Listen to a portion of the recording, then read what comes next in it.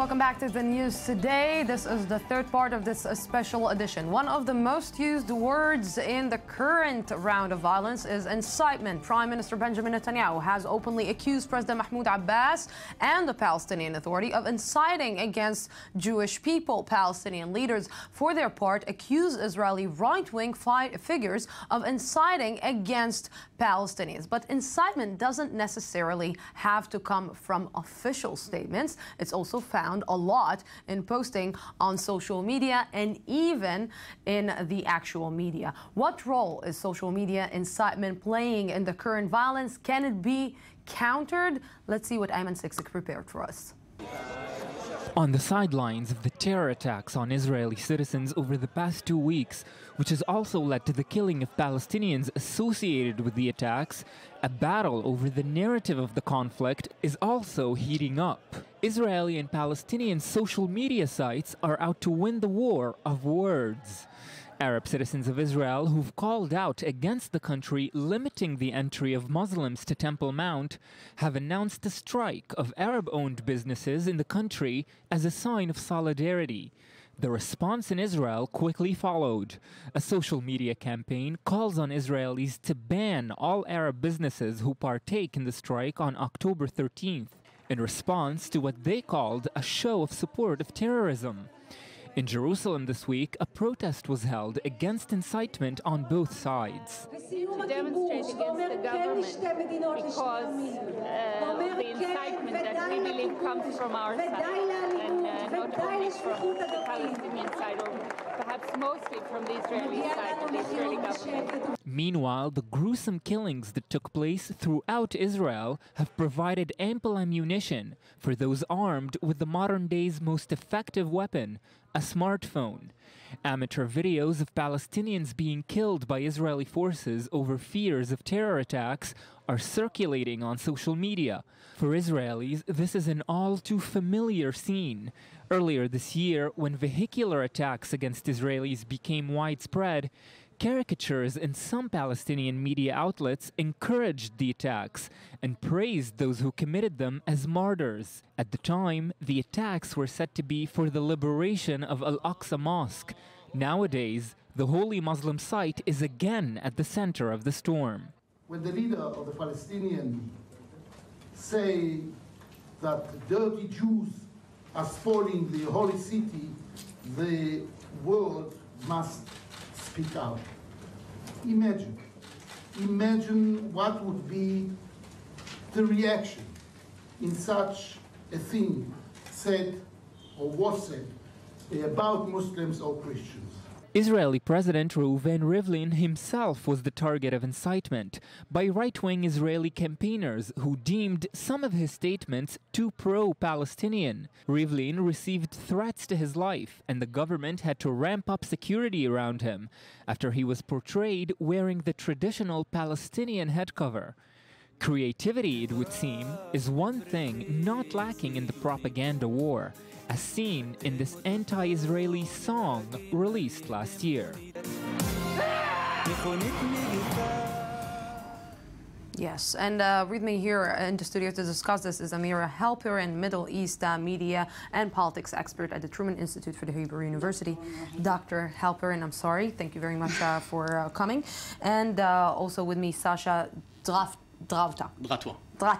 head of the digital department at Rimon Cohen Schenkman publication office. Good evening. Thank you very much for coming. What we are seeing is maybe this, let's say this, again, I don't know how to call it, if to call it a wave of terror or a wave of violence. What we are seeing is a little bit different this time. It started in Operation Protective Edge. It started maybe in the Arab Spring when social media is taking an active role. And, you know, just a few days ago, I spoke with some students and they're saying, oh, if we want to see the truth, we're going to social media. We get a lot of information there. But this information, in a lot of cases, is wrong and, as we're seeing, is full of incitement. Yes. Dr. Halperin. I believe from the interviews I conducted with the Palestinians in the diaspora, that was my research, the title of my research, I believe that they are really aware to the propaganda. they're really aware when they read, for example, when they read the Hamas website, they know that this is Hamas website. When they read the Fatah website, they know that this is the Fatah website. They know where the objectivity line lies. So they really know how to read it in a critical way. They know when it is propaganda and when it is not. But they know when it's a lie and when it's not? Of course, I believe they do, because when they told me in their own words that when they read, for example, the Hamas websites, they know it's a propaganda. They don't believe in what is written there.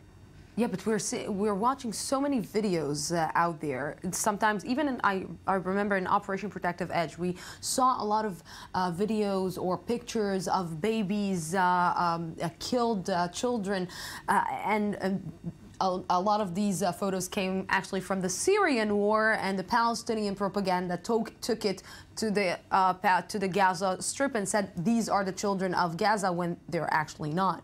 I think that first, the Palestinians believe in what they see on social media. The one that are living in diaspora, perhaps they don't believe, but the one that are seeing every day this kind of light, this kind of picture, they believe in that. They really believe deeply in themselves that the Jews are going to control the mosque. And we need to tell them that is not true. The real problem that we have today on social media... How do you convince them? I will tell you. The real problem that we have today that no one speaks to them. And we need to open a dialogue with these Palestinians in Arabic. We cannot tweet or officially tweet only in English or French. We need to speak with the Palestinians. If you want security in the street, you need to put police on the street. But if you want to stop Palestinians to go on the street and to attack Israelis, you need to speak to them, to tell them the other story that no one tells them. That's the first problem that we have, and no one is doing that today in Israel. So they believe in this video. They saw actually a lot of pictures. Not only what is the story? Because, no, you know, when... Can I just refer to what you said? I believe that according to the research I did, there is actually a strong link between the Palestinians and the diaspora and the Palestinians in Gaza and the West Bank. They really work together. And you have to divide when you read Hamas propaganda. Of course, what you say is true, that they don't like the Israeli operation. They call it, they talk about the Nakba, the Naksa, etc. But from the other hand, when they talk about Hamas itself, Hamas per se, as a movement, they also know about the problems of Hamas.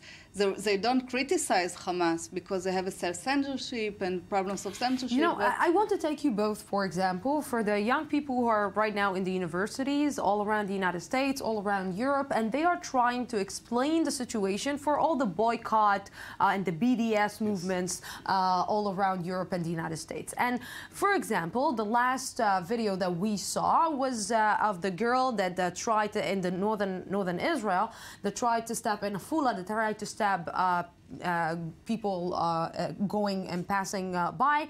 And what I saw in the Palestinian media is saying, or Palestinian social media, is that they're saying that the police officers shot her because she was refusing to take off her hijab, which is totally not true. They're not saying that she is actually tried to stab someone and she had a knife in her hand. Yeah. So how do you actually show the real truth? First, they tell that on every picture that you can see. On every dead Palestinian, you have another story on Palestinian social media.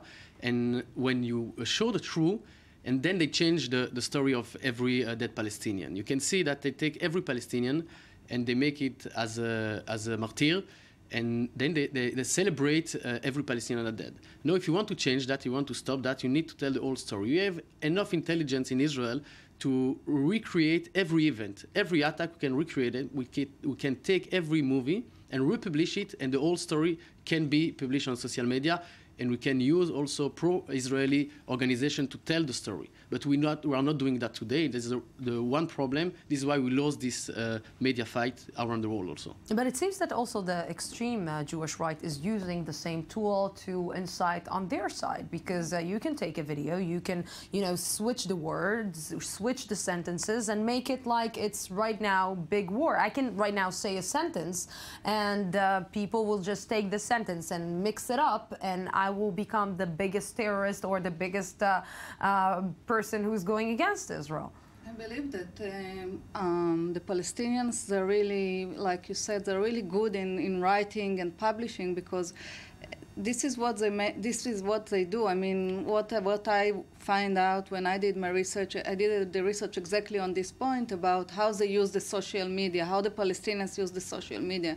And I spoke with hundreds of Palestinians from Gaza and the West Bank, and what they said basically is that they use the internet, they use it really to talk about their story. And even if they write their personal stories when they lost their house, when their parents lost their house, it doesn't have to be really an incitement in order that someone in the US or in Africa will read it and will feel for the Palestinians. So it really, the media fight is really difficult. You know, the question is, can you, when you are experiencing and when we are experiencing this amount of hate between the two sides, can you actually try and change the talk, change the conversation in the social media to prevent these people from actually taking the bigger note? It's a challenge, but I think that what the challenge is to try to take this platform and to reverse it, to change it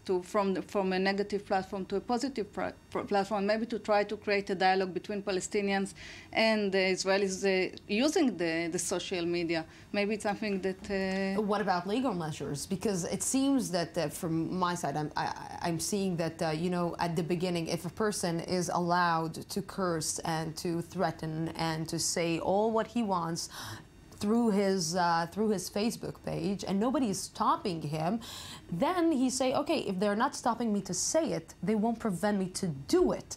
So maybe somebody needs to stop people from saying it in order for them not to do it. Yes, but what the MFA does, they delete some YouTube video that incent Palestinians against Israel.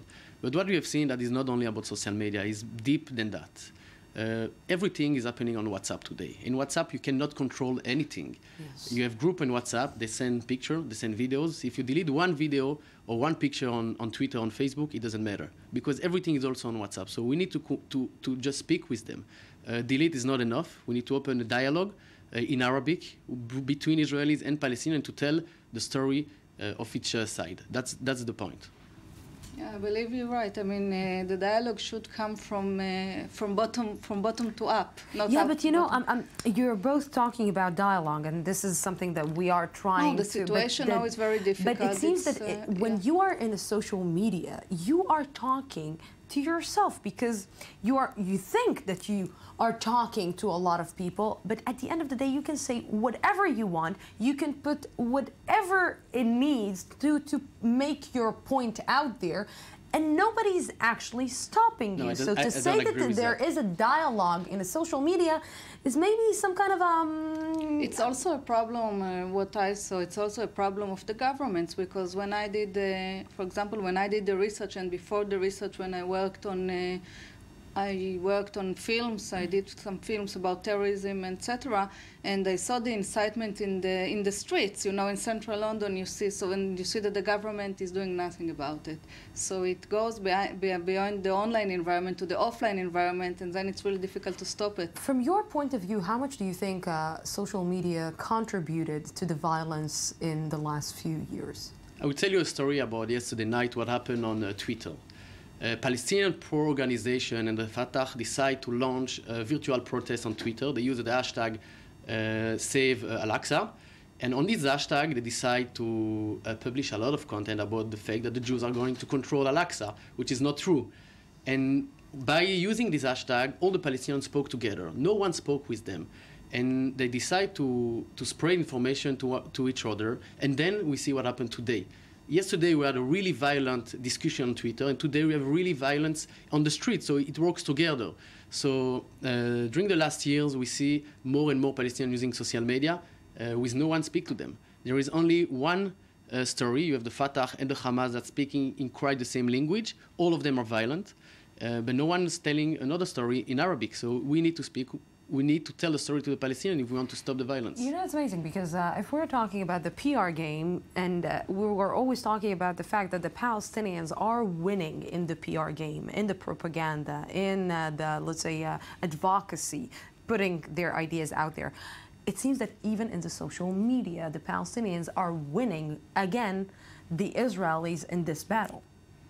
Yeah, I believe you're right, because even the Palestinians themselves, they're really aware to this, because the internet has really changed the way of consumption of news, the way of using the internet for political goals.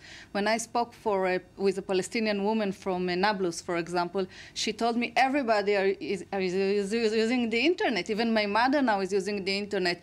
And in the first Intifada in '87, we didn't have the internet, so we couldn't influence. Dr. Halperin, Mr. Tratwa, thank you very, very much for coming to the studio and having this conversation with me.